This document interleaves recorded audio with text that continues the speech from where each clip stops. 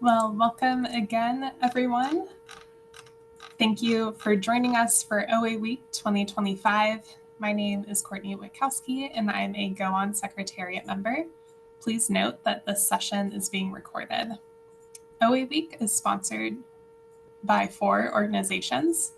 First, GOA-ON, the Global Ocean Acidification Observing Network.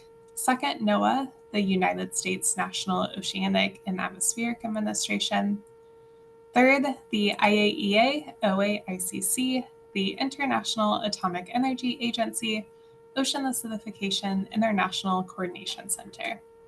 And last but not least, the IOC, the Intergovernmental Oceanographic Commission of the United Nations Educational, Scientific, and Cultural Organization, UNESCO. GOA-ON was established in 2012 with just a handful of members, and since then, GOA-ON has grown immensely. We now have over 1,200 members from over 110 countries. GOA-ON consists of 11 regional hubs, which span across continents and oceanographic regions. We'll be hearing from most of them throughout OA Week, and of course, this session was organized by the South Asia Regional Hub on Ocean Acidification, also known as SAROA. If you're not a member yet, you can join GOA-ON and the SAROA Hub if you'd like by visiting our website, GOA-ON.org. OA Week debuted in 2020 and returned in 2021 when events and conferences were postponed due to COVID-19. Following the successful in-person symposium on the ocean in the high CO2 world in 2022, OA Week has become an annual event to maintain momentum around OA research and provide a virtual platform for the ocean acidification community to exchange their latest findings. We're thrilled to present a wide range of ocean acidification topics and speakers from around the world. A few notes on housekeeping. During the presentation, all participants are in listen-only mode. You're welcome to type any questions into the questions box, which can be found on the control panel at the bottom of your screen. We'll be monitoring incoming questions and pose those to our speakers during the question and answer section, which will begin immediately after the final presentation. And during that discussion, you can also use the raise hand function in the toolbox at the bottom of the screen, and you can be called on to ask your question directly. And with this, I would like to introduce you to your moderator for the session, who will also be our first speaker. Dr. Amit Kumar is an associate professor at the Sathyabama Institute of Science and Technology in Chennai, India. Dr. Kumar works on the implications of ocean acidification on marine bioresources and is also a working group member of the SAROA Hub.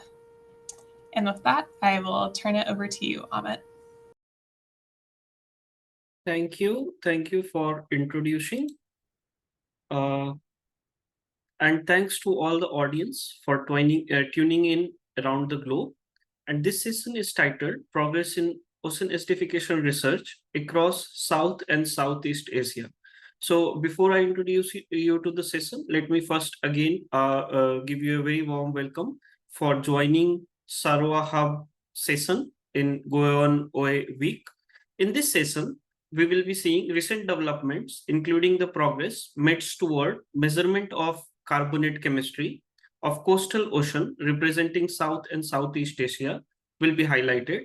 Ongoing efforts toward accessing impacts of ocean acidification on coastal bioresources and recent progress with the establishment of National Ocean Acidification Monitoring Program, which will be also highlighted. Note to the speakers, so we'll be providing 15 minutes for each presentation, and all the questions will be held at the end of all the sessions combined together for the question answer session. So with that, I'll begin with our first presentation, and I'll be presenting you. Let me share the screen.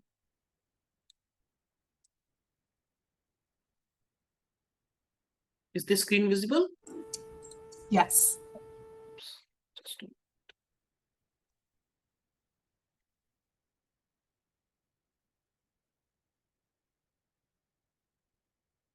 Okay, so I will be presenting the research on the ocean acidification from an Indian perspective. But before that, let me just give you a brief intro. Where do I work? I work in a coastal city in the South India called as Chennai. And most of my research work is based on marine biodiversity assessment in Kovalam, as well as in Gulf of Mannar and Park Bay region. Besides looking into the marine biodiversity aspect, we are also looking into how, under the predicted climate change conditions, these marine organisms residing in these locations are going to respond. So primarily, we are studying seaweeds, seagrasses, mainly macrophytes, but we have also been working in collaboration with our colleagues here for marine calcifiers. We are also involved in spreading the awareness to the citizens, especially on the marine biodiversity and predicted climate change. In today's talk, I'll be discussing what is the current status of ocean acidification research in India, what do we know, how much do we know, and who are the ocean acidification researchers, and what are their priorities right now. So as you can see that this is a kind of a synthesis of all the work which has been going on in and around India, or in and around by the Indian researchers. So we started looking into the papers which are authored or co-authored by Indians.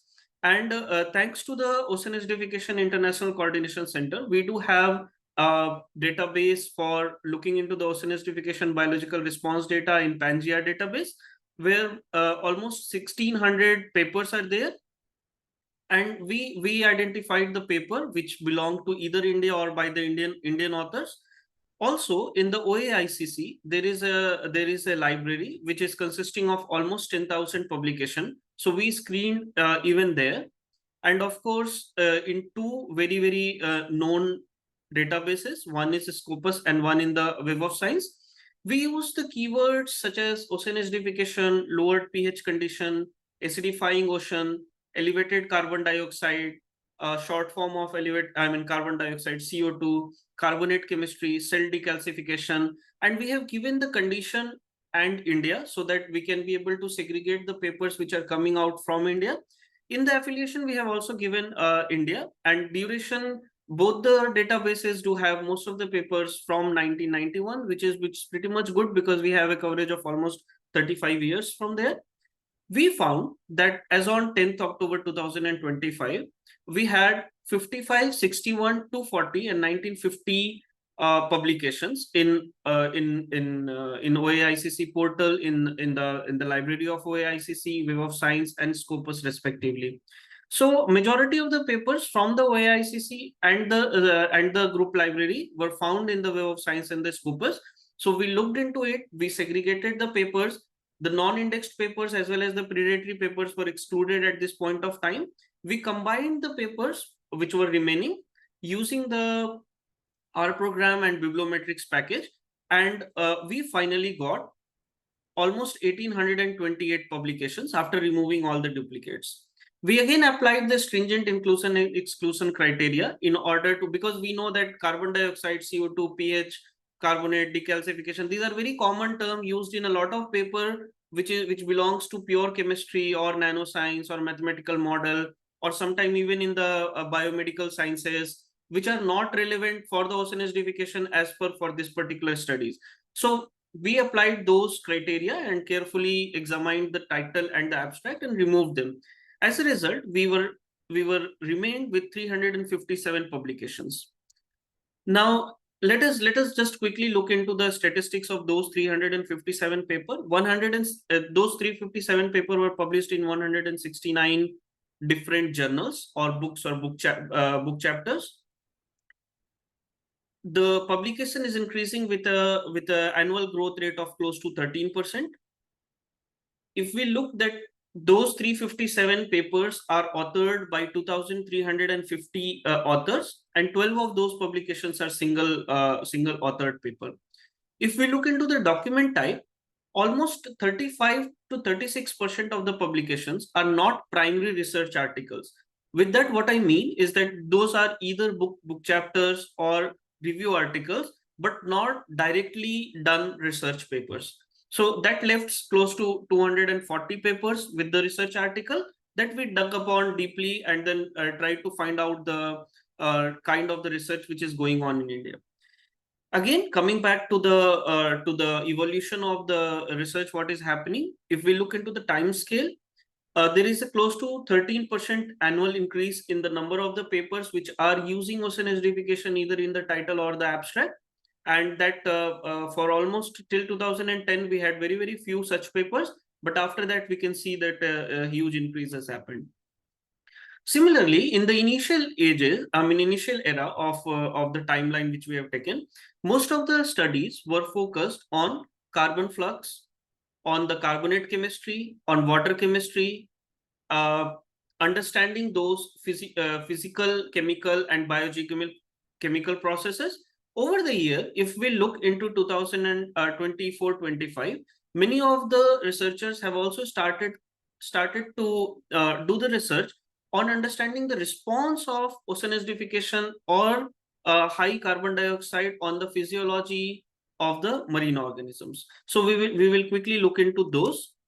So as I said that in India, most of the carbon related, or you can say ocean acidification related research, since ocean acidification has a very strong relation with the carbonate chemistry of the water, it started looking into that when such kind of study have started. So this joint global ocean flux study, which started in India in Arabian Sea in collaboration with a global project which was led by US somewhere in 1990, and then a lot of understanding on the carbon and the associated biogenic elements have started coming up from the Arabian Sea from 1990s. If you look the data sets and the outcome of this particular project also can be found on Pangea website. More than 58 data sets are there. So for more detail about the carbon flux and the carbon dynamics in the Arabian Sea, as a sequel to the joint global ocean flux study, there was the then Department of Ocean Development have launched a project on Bay of Bengal process studies, wherein the aim was to understand, one of the objective was to understand the interannual variability in the overall carbon dioxide air sea exchange balance in Bay of Bengal. Combining these two projects, and of course a lot of other studies which were happening independently by many different research institutes and the researchers, uh, indian uh, uh, Indian researchers have started contributing to the international collaborative projects such as International Ocean Carbon Coordination Project. And you can see always there are authors and the co-authors in update to the surface ocean CO2 atlas, right? So that gave us the depth of knowledge on the carbon flux, carbon dynamics from Arabian Sea, Bay of Bengal, and the northern Indian Ocean at the international level. Over the years, the conditions have improved in especially in the direct measurements of carbon and related parameters, uh, including the pH. A lot of study have used the predictive modeling, ecological and the mathematical model. Remote sensing GIS have taken up very well in order to predict the carbonate chemistry. And very recently, machine and the deep learning applications have also started to come to estimate the global surface ocean calcium carbonate in Bay of Bengal and Arabian Sea. Besides the acidification caused by the carbon dioxide, the impact of other pollutant, especially with the air pollution and the aerosols, have also been considered as a source of the acidification, and a lot of studies have happened in that area. Government agencies were already doing the time series data collection for the carbonate parameters, but in the last 15-20 years, other researchers from prestigious institutions have also started collecting the time series data. One such data is Sundarban's Biological Observatory Time Series, which is now entering into almost 17 years, led by Dr. Punyashlok Bhaduri. And then a lot of other studies in order to understand that what are the ocean acidification hotspot, especially in the Bay of Bengal, have also turned up. So here is one of the research article published from our university where hotspots were predicted in Bay of Bengal. then the research trend, we can see that the early stages, we were focusing more on the carbon fluxes, carbon dynamics, the role of the phytoplankton, zooplankton. You can see that in the early stages, such kind of research were more focused. However, if we look in the trend, in the recent years, we have more focus on carbon sequestration, ecosystem level studies, utilization of machine learning. The research focus is being shifted in the ocean acidification research over the years. In particular to those 357 paper, we removed all the review papers and the book chapters. Among the primary literatures, we found that there are 71 papers which are directly dealing with the impact of lowered pH or high CO2 stress on marine organisms. So this covers almost 18 taxa from bacteria till fishes. And then you can see that most of the almost 80% of such research has happened only with a single stressor, considering the lowered pH condition or high CO2 condition. Very few have considered ocean acidification plus warming. It means that done the experiment with the pH as well as the temperature, and very few have considered other factors. Among the other factors, most commonly used were the nutrients, especially the nitrite. And two interesting studies were there, where especially in the phytoplankton, the ocean acidification was induced by giving the dust. Whereas the other interesting study, especially in foraminifera, the acidification was induced by modulating the salinity. So such studies have happened over the last 20-25 years in India, which are dealing with the lowered pH and the high CO2 conditions. And the most common response variable among the different taxa. So here I have just classified into four. One is bacteria, unicellular, where the survivability, synthesis of the extracellular polymeric substances, biofilm formation, siderophore productions were studied. In the autotrophs, most of the focus were given on the growth, photophysiology, primary, secondary metabolites, and the oxidative status. Calcifiers, most of the focus were given on the growth, survival, tissue biochemical constituents, and minerals. And in the fish, which is having only 4 publications, is mainly focused on the physiological and the oxidative stress. So all these research, which is related to the ocean acidification, has been published in 168 journals, led by the Marine Pollution Bulletins, Science of the Total Environment, and so on and so on.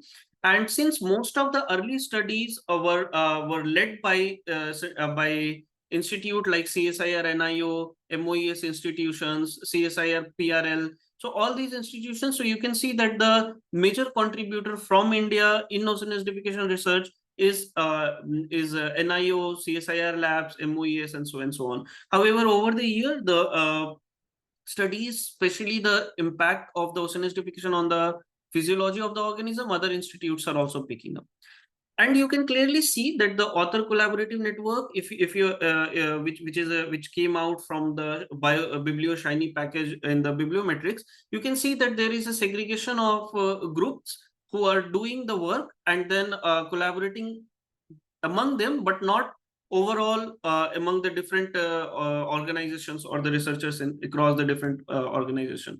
However, there is a strong correlation, strong collaborative network across the globe, uh, and that can be easily seen in the research paper. However, one very key thing to notice or observe is that most of these collaborative network is either the Indian researcher who were studying, doing PhD, postdoc, or working abroad. So only 3 molecular level studies have been found, and all 3 of them were having the organisms or the studies conducted outside India. Similarly, you can see that the 2 papers which have been assessed in coral, both of them are from Caribbean, and the researcher were based in US at that time with the Indian affiliation, of course. Similarly, in the Arctic diatom, you can see that the researcher was based again abroad. So most of these global network papers in which the Indian researchers were staying outside. Only two calcifying macroalgae response have been observed, and both are from the South American waters. Again, the researcher were based in the South American group. Overall, we found 2 meta-analysis paper as well while doing the studies, and even in 2020, it was found that very limited papers on ocean acidification were there from India. And I would say that based on the current analysis, the situation is still not very much improved, especially when we talk about the direct response of the ocean acidification and related stressors on the physiology of the or any other response variables of the organisms, right? So what are the way forward? If we look into the keyword co-occurrence, we can see that ocean acidification being at the center. In the periphery, we have response variables such as photosynthesis or biogeochemistry or interaction with any other multiple stressors. Those are at the periphery of this keyword co-occurrence. So that is where I think most of the effort should be put in the next 1 year or in the next few years to improve the understanding of ocean acidification on the marine organisms present in the Indian waters in the tropical settings. So with that, I would like to thank the PhD researcher scholars who helped in collecting and analyzing data, Kunju Lakshmi and Silpa. And with that, thank you. So I'm open to any questions or suggestions.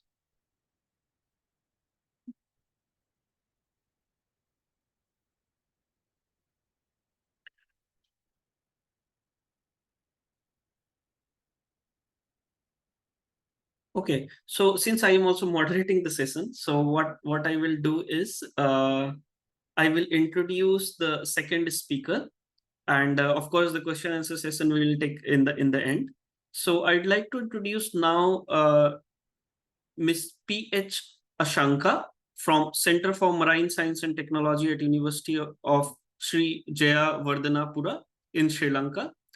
P.H. Ashanka is pursuing PhD research on carbonate chemistry of coastal waters of Sri Lanka. So Ashanka, are you there? Okay. So you can share your screen and then continue the presentation.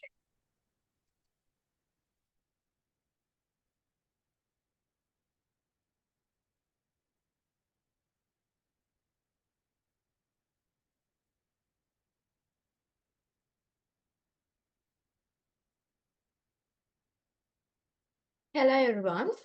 Really grateful for providing this opportunity on behalf of Sri Lanka and SAROA Hub. I'm PH Ashanka. I represent Center for Marine Science and Technology, University of Sri Jayewardenepura.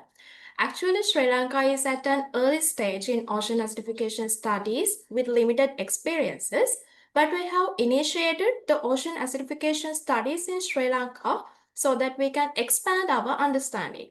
In this session, I will highlight the progress made towards measurement of carbonate chemistry of coastal ocean represented in South and Southeast Asia. This is the outline of my presentation. Introduction. As you will aware, there's an increasing trend in global atmospheric carbon dioxide level from pre-industrial era to present. This has disturbed the carbonate chemistry equilibrium in the ocean, resulting in ocean acidification. Lowering pH will negatively affect on calcifying organisms, which is a main consequence of ocean acidification. Dynamics of Indian Ocean pH. Actually, the ocean's average pH at present is around 8.1, and pH has reduced by 0.1 units compared to pre-industrial era. However, this has caused 30% increase in acidity in the ocean. Decrease in ocean pH is a global trend, and we can expect that from Indian Ocean as well. As per Chakraborty, the Indian Ocean pH is decreasing at an average rate of 0.015 per decade from 1980 to 2019. From some of the publications regarding Indian Ocean, I came across the spatial distribution of pH across the West Indian Ocean. It shows the distribution of pH in 2020 and the projected pH in 2030. So we can expect lower pH levels in future compared to the present conditions. Why the understanding on carbonate chemistry dynamics is critical for a country like Sri Lanka. One reason for this is being an island nation surrounded by the Indian Ocean, Sri Lanka is vulnerable to ocean acidification. Also, Sri Lanka lacks baseline data related to marine carbonate chemistry. Then lack of initiatives for long-term data collection and no any organized mechanism for long-term carbonate chemistry data monitoring in Sri Lanka. Not only that, Sri Lanka has a rich coastal ecosystem diversity, including coral reefs, mangroves, lagoons, seagrass beds, and salt marshes, etc. Actually, these ecosystems are very sensitive to ocean acidification conditions, and therefore, in Sri Lankan context, we should have a thorough understanding on carbonate chemistry dynamics. Among these diverse ecosystems in Sri Lanka, corals are very significant, but they have highly loosened resilience without any observable recovery. Here in the pictures, you can see how the Pigeon Island reef has been degraded over the last 10-year period. Although there are multiple stresses impacting Sri Lankan coral reefs, ocean acidification can be a principal driver for reducing the resilience. By understanding this threat and recognizing that there's no ocean acidification research conducted in Sri Lanka, in 2019, CMST collaborated with National Sun University, Taiwan. We selected Negombo Lagoon and adjacent coastal waters as the study area. Negombo Lagoon is situated in the west coast of Sri Lanka. Their baseline carbonate chemistry data were collected from 18 sampling locations from the lagoon towards the ocean. This is a bit from the findings, which shows the temperature, salinity, and pH of the study area during the dry seasons of year 2019 and 2020.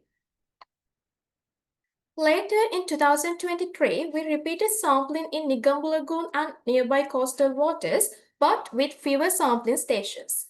That was because we had to depend on National Sun University, Taiwan for DIC and total alkalinity analysis.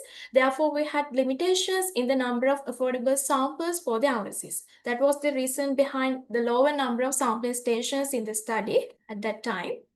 These were the instruments used at National Sun Yat-sen University for the DIC and total alkalinity analysis. Partial pressure of CO2 calculated using carbon dioxide system Excel program based on the measured carbonate chemistry data.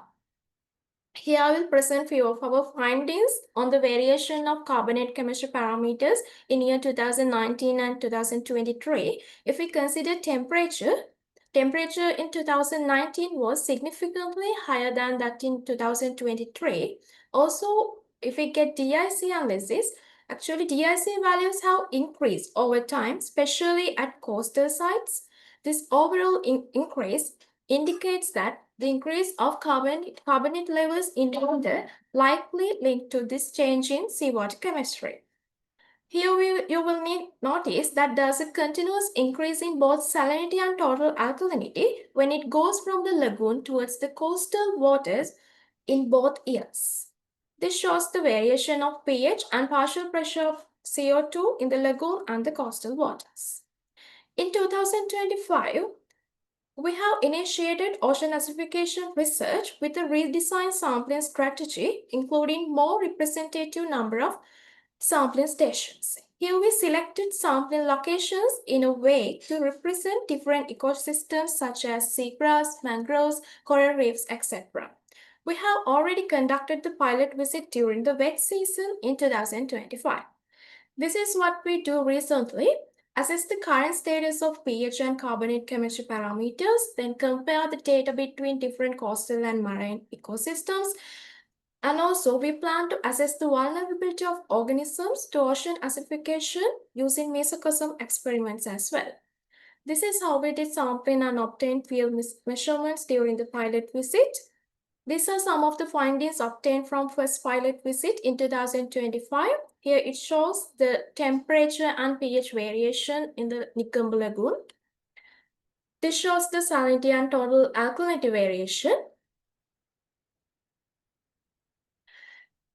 As our future plans, we will design a field mesocosm in the Negombo Lagoon to study the potential impacts of ocean acidification to marine organisms, and the changes in behavioral, physiological, and morphological responses of the organisms will be studied with the different pH conditions, and then the regional collaboration. Actually, regional collaboration in ocean acidification is very vital for a country like Sri Lanka. In Sri Lanka, there are no efforts to understand the impacts of ocean acidification on coastal bioresources. Then also, we do not have a national ocean acidification monitoring program yet in our country other than our own work. We do have limitations in advanced analytical methods for particular carbonate chemistry parameters like DIC, total alkalinity, and partial pressure of carbon dioxide. That is why we wish to go for calibrations and cooperations regionally and globally. Actually, we wish to have foreign training opportunities so that we can look what the world is doing.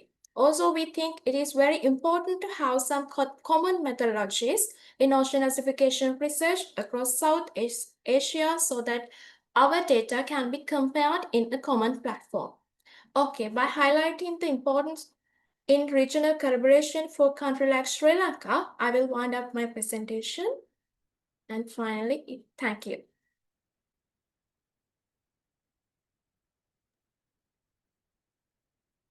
Thank you, Ashanka, for a wonderful presentation. As we will take the questions in the very end, we will go with our third speaker. Third speaker of the day is Brian Jayewardenepura, who is pursuing a Master's of Science at UCSI University in Malaysia. Brian is working in the area of the mangrove ecology. So I'll welcome Brian to present your work. Thank you.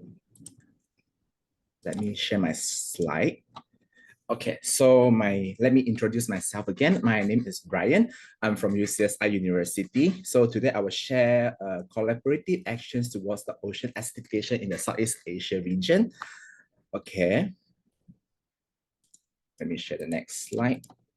So I'm currently a postgraduate, also a master, on the way go to PhD in UCSI University. Mostly I focus on mangrove biodiversity, seaweed-associated fauna, marine mollusks, and of course, littorinids, which is one of the snails on their gut microbiota. So I also involved in several EIA projects in Malaysia, mostly based on Peninsula Malaysia. And then I'm also intern in a third institute of oceanography, which is in Xiamen, China, and also some EIA firms. So let's talk about how OA impacts on marine flora and fauna. So let me share of this case study, which is in Malaysia, near the Malacca Strait. This is Kapar Power Station, which is also named Sudan Asis Power Station. Of course, it generates electricity, and at the same time, it also discharges the wastewater as a part of its operation.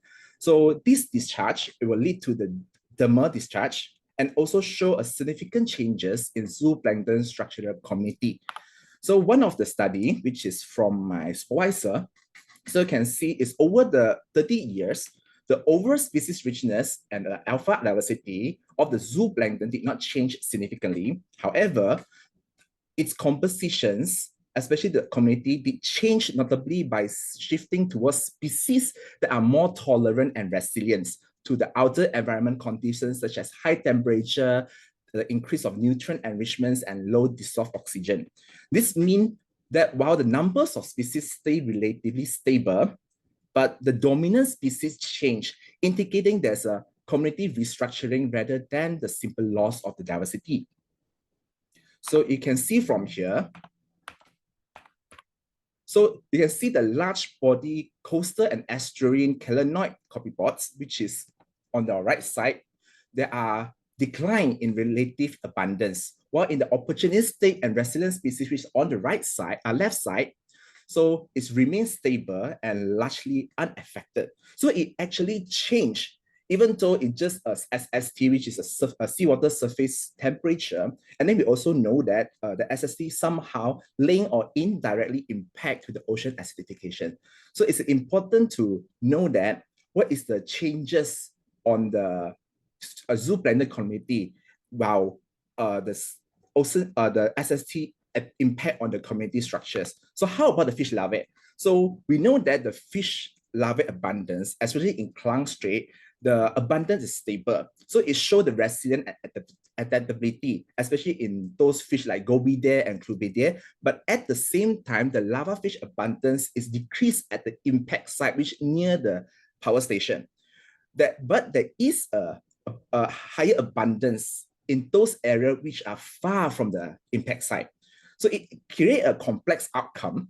We can see that there's an overall abundance increase, but the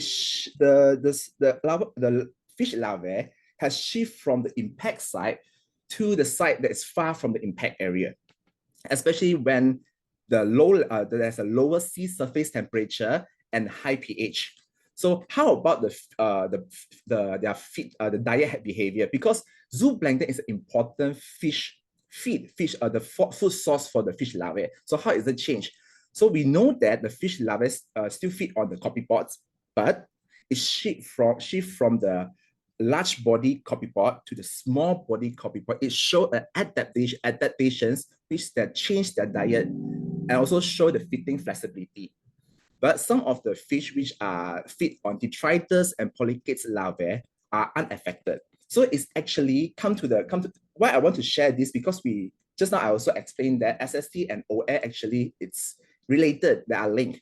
So it already in a small scales of the experiments on over 13 years, which are very time consuming, but a very small area, it already showed there's a changes in a zooplankton community. So I think it's important that when it comes to like another 30 years, a large scales of changes like a global climate change, a global rising temperature, and a global concern of ocean acidification, what is the impact? So what is the impact of another 30 years when in a global scales? It's important, even though this will see just a small area, actually it also reflects a bigger area, bigger area and a trend for the future in the bigger scales. So for the next one is a seaweed and mangrove forest.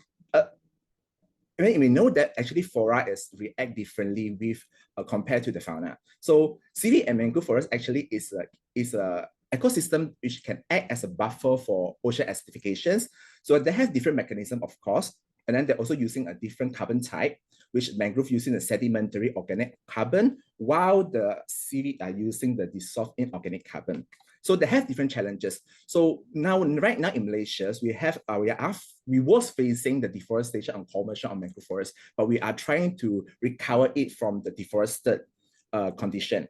And while we're reusing the seaweed community, actually you need to use a large and sustained biomass. So you can see that actually if we're using both ecosystem, actually it can help us to mitigate the OA, but it will need a more and more study. And actually right now I actually searched from some paper that actually got some seaweed community, some researchers are using the seaweed as a buffer for the ocean acidifications. So now let's talk about the ocean acidification that impacts the local community in Southeast Asia. So as we know, in Southeast Asia, we have many countries that fill with very beautiful islands. So at the same time, coastal and sea activities are become one of the important component in some community in the countries in Southeast Asia. So if really the ocean acidification become a reality, like hits to the all around the world, so it will become impacted to those are heavily rely on the seawater and coastal resources. Like we can see from the chart here, especially from a food security and the economy side, that actually will have impacted not only for the nutrition, health, ability, and biodiversity. At the same time, the income, international relation, especially from the trading, which rely on which using the seafood to trade, and then tourism, job opportunity, it will also affected in different way. Then at the same time, especially those small islands which rely heavily on coastal resource and seawater resources, and they have a limited adaptation, they are very hard for them to recover or even adapt to the impacts of ocean acidification. And at the same time, while they're having these issues, they also have a problem for them have a better social development because they have the limited adaptation and limited resources for them to develop the social. So while in Malaysia, so what will happen? The important thing is Malaysia is also one of the countries that has a lot of different activities that rely on seawater resources. Like we have fishmongers here, the fishermen. We also have a dry seafood shop, which is influenced heavily by China and Hong Kong cultures. At the same time, we also have a very huge development of aquaculture farm, tourism, and also seafood restaurant. So these are the communities that impacted heavily if the ocean acidification really hit on us. So at the same time, we also know that the per capita fish consumption in Malaysia is around 56 kilograms, which is double the global average. So at the same time, the whole fisheries sector in Malaysia generated about 1.85 million tons of seafood, which worth 14.5 ringgit Malaysia billion, or equivalent to USD 3.3 billion in 2020. So at the same time, Malaysia agriculture and fisheries sectors actually become a key part of economy and accounting for 12.5% of GDP, which also generate about 1.75 billion USD in trade. And then it's supporting self-sufficiency at 92%, and 18,000 people are employed because of agriculture and fisheries. So it will become a big impact if ocean acidifications really hit us. And at the same time, in the next 50 years, we are more and more rely on the aquacultures and of course the sea activities. So that's the reason Malaysia has a lot of communities that heavily rely on these sources. So Malaysia has become aware of this since a few years ago. So Malaysia start initiating a lot of different type of works, including the research, international agreement and network, policy regulations, and education. So this is the 4 groups I will be sharing about. So the very first one is the research and marine protected area, or we call MPA. So you can see that this is the Pulau Gaya in Sabah. So they have a reef and OM monitoring program, or they call ARMS, Autonomous Reef Monitoring Structures, deployed and established in 2023, which is 2 years ago. And at this research center called MERC. So you can see the MERC here. So this is on a Gaya Island. It's also a private resort. And then there are partner university like CMAX, which is from USM.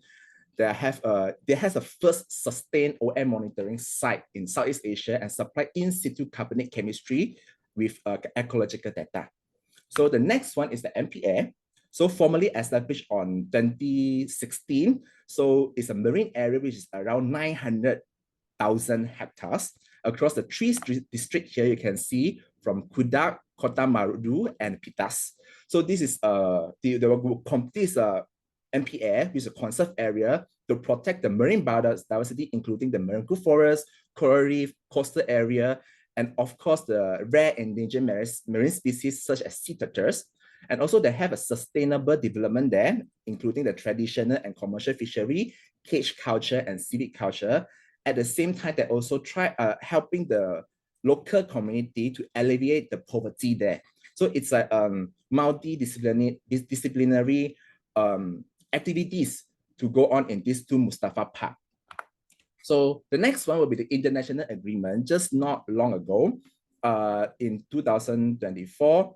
So we have this NC4, Fourth National Communication Report under the UNFCCC for just not long ago, come out those the framework and the report. And then at the same time, we have this High Sea Alliance, just like last month. Malaysia had already signed on 3rd of September, but not yet ratified. So this High Sea Alliance, actually, their purpose is as a leading role to protect high sea negotiation and advocating. So of course, these are all the network like SIDS, Coral Triangle Initiative, of course, our Global Ocean Acidification Observing Network, and UNESCO and WestPac. This I will all explain later, elaborate later. So the next one is the Policy and Regulation, NCCP, which is National Climate Change Policy 2.0. It's an updated framework to guide Malaysia transition to a low carbon economy and build climate resilience, with a goal reaching net zero greenhouse gas emission by 2050.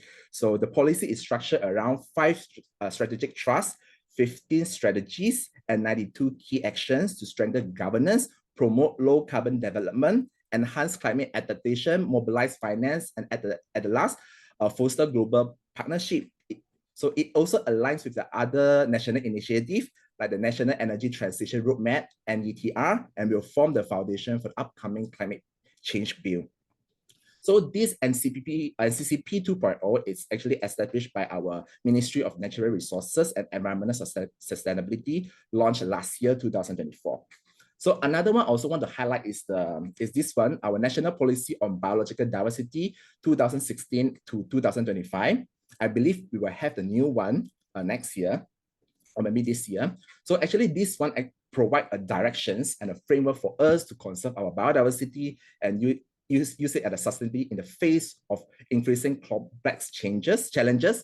It also formed parts of the Malaysian response to the Convention on Biological Diversity, Strategic Plan for Biodiversity 2011 to 2020. So by 2025, Malaysia aims to protect and restore the nature with 17 targets by raising, you can see from her, raise the awareness to at the end implement national biodiversity plans. So another is about the blue carbon and mangrove conservation. This is not the policy, but it's how Malaysia try to do actions for the blue carbon and mangrove conservation. Even though it's not really really act on the ocean acidification, but they try to conserve the mangrove, try to recover the mangrove to tackle the ocean acidification concern which we will face soon. So first is these provisions which in the Southeast Asia, which collaborated with different scientists from different countries in Southeast Asia. It given a guideline and also some of the detailed research and data to give a guideline to the policymakers and stakeholders for not only for mangrove but all the marine habitats. So another one is the not recent, but it's last year and recent one. Actually, we already have plants like millions of mangrove trees and another suitable plants along the coastline to regreen our Malaysia. So another thing is just happened last month. Malaysia has allocated 71 million ringgit Malaysia for mangrove conservation and maintenance nationwide. So at the last one is a policy and regulation for NCZPP, even though it does not directly impact ocean acidification, but it reduces the contributing stressor and protect the carbon sequestering coastal habitats. So the educations here, as we can see, this is the community-based awareness, capacity building. These two I want to actually highlight because as a EIA surveyor, which I focusedly on the human survey, I agree on that citizen science is important because it's not only engage the volunteers to participate all these things, it also raise the awareness to them and to their family and friends. It's the important components that not only researcher or scientists to try to help the environment, but at the same time, the stakeholder, the local community can do something for the society to help to mitigate not only the ocean acidification, but at the same time, the global concern we have right now. So another thing is the capacity building. So we also know that capacity building is important because it's not only to train young scientists like me to not only aware the situation we have right now, but we also can learn from the more elders or more experienced scientists and researchers in this concern, especially on ocean acidifications. At the same time, Malaysia also have several universities like UMT, University Malaysia Terengganu, USM, University Science Malaysia, even my university, UCSI, University Malaya, IIUM, UKM, and Xiamen University are all actually focused on marine biodiversity and marine and also aquatic science in the institute. So actually it's important because not only we focus, it's also important things that we also collaborating. So collaborating not only give the better result, at the same time also give interesting meanings on tackle the issues. So yeah, this is the regional collaborations. There's UNESCO at Westpac, which is the last year conference, the Asians, and also just now the Coral Triangle Initiative on coral reef. This is also our partners and member state. Then the further step, I think I don't have much time right now, but yeah, this is my opinions. So this is my bibliography and this is my reference. Yeah, thank you so much.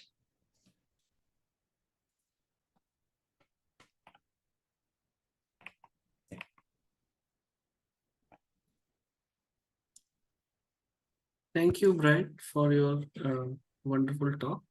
Thank you too. The session is now open for the question.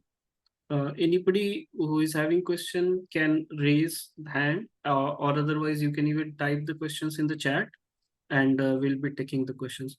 And the question can be asked to all three of us, and we can be able to answer.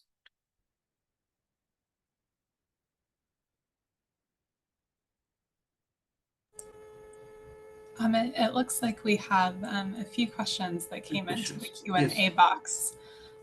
So the first one, I think, came in for your presentation. It asked, were any studies carried out to assess economic and social impact of ocean acidification in India or other SIDS? Thank you for the question. As of my data analysis, I did not find any direct literature on economic and social impact of OA, particularly for India. But I am aware that such studies are available at the global level for different countries as well as overall. So some predictions are there for the OA impact on the economy. But in my bibliometry, I did not find any direct paper which is dealing with the economic and the social impact of OA in India as of now. But I will again check in the websites of the government websites also if there is such thing which I missed out. Thank you.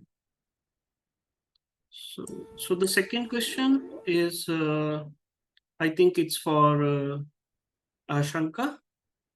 The CO2 SIDS calculated maximum value of PCO2 was found ranging from 400 to 1640 microatmosphere in monsoon season from Bangladesh coast. Mean was 900 microatmosphere. Does the value showing high CO2 condition, and what could be the reason?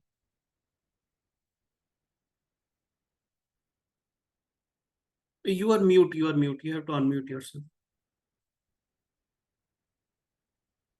Yes, actually, this partial pressure of carbon dioxide is highly variable thing, because for that temperature, then salinity, a lot of factors are affected. So with the change in different conditions, actually that can be significantly varies. If we get lagoon areas, it is totally different from the coast, like that coastal water. So it is actually I can't give a clear answer, but I can say that it is highly variable depending on the different conditions like pH, temperature at that time.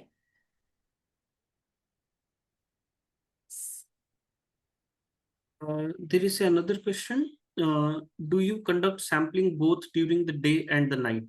No, actually, we did sampling during the daytime, not at the night. Another question is, hi, it is interesting to see the number of studies that have came in from India. Do we have any other review of research done in other South Asian countries like Sri Lanka or Malaysia? I don't know to whom this question is addressed. Maybe I will just quickly add up and then you can answer them.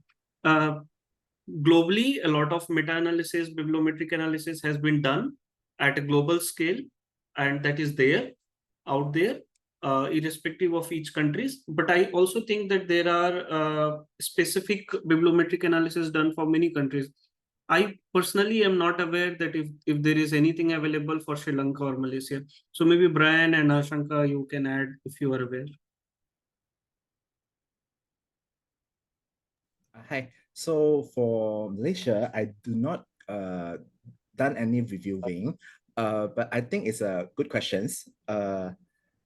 Maybe if you want to know that, I think can talk later, because after I having a comprehensive review about that. But I would like to know. So yeah.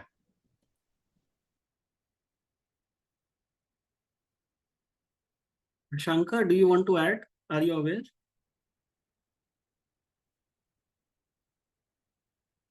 Sorry? Yes. Do you want to add to this question? Is there any review of research done in for Sri Lanka related to ocean acidification? Yes, in 2022, actually, we have published a paper regarding the hypoxia in the Negombo Lagoon. There also we have indicated that what are the carbonate, what are the variations in the carbonate chemistry parameters during the dry season and the wet season like that. We have that paper published actually. So I think the next question is also asked for you. Which parameter of ocean acidification is mainly responsible for high CO2 variability? So maybe it is linked with the analysis what you are doing for the water chemistry. Yes, actually, parameters like total alkalinity, then salinity, basically affect for this partial pressure of carbon dioxide.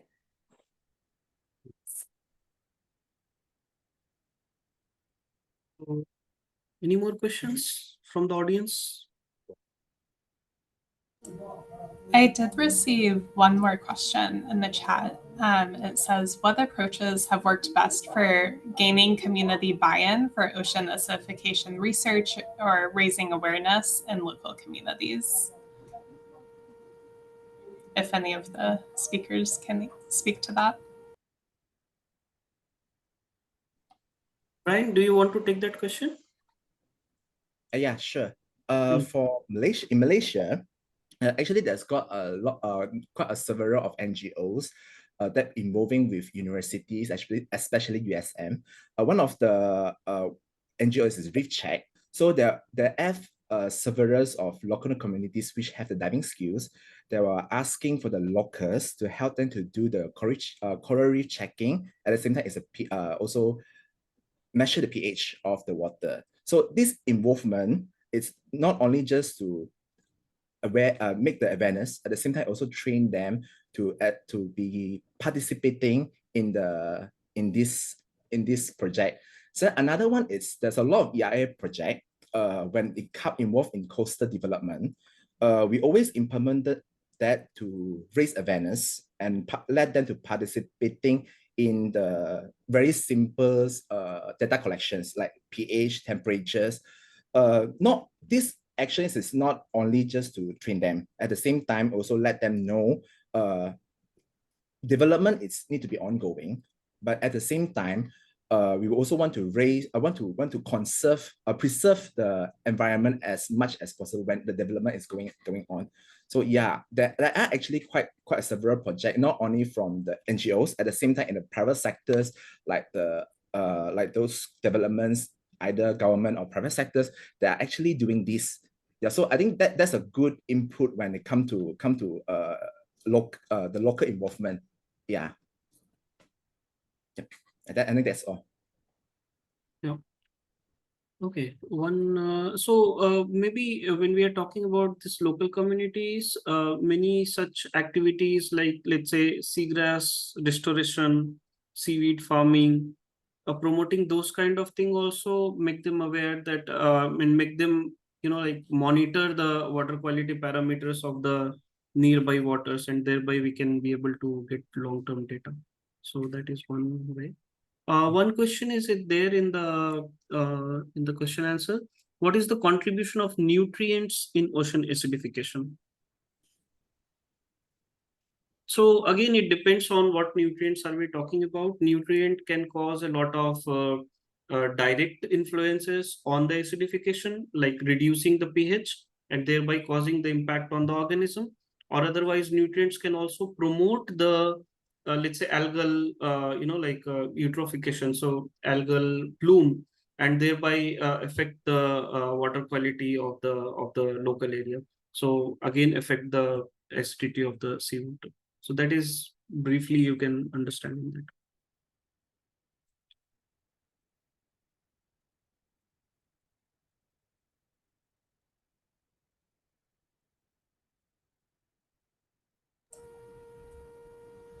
Thank you, Amit, for moderating for us today. I think since we're at the top of the hour, we'll maybe close there. So thank you to all of our speakers for really a great session today. And thank you to the audience for joining and for your questions. And we encourage you to continue participating in OA Week 2025. You can consult the QR code on the left here to see other sessions that are upcoming. We have more this afternoon and evening, and schedules for the next 2 days as well online. And if you would like to stay up to date with GOA-ON and SAROA, you can sign up to become a member using the QR code on the right. And thank you all again, and we will see you next time. Bye. Thank you, Courtney. Thank you, everyone, for Thank joining. you.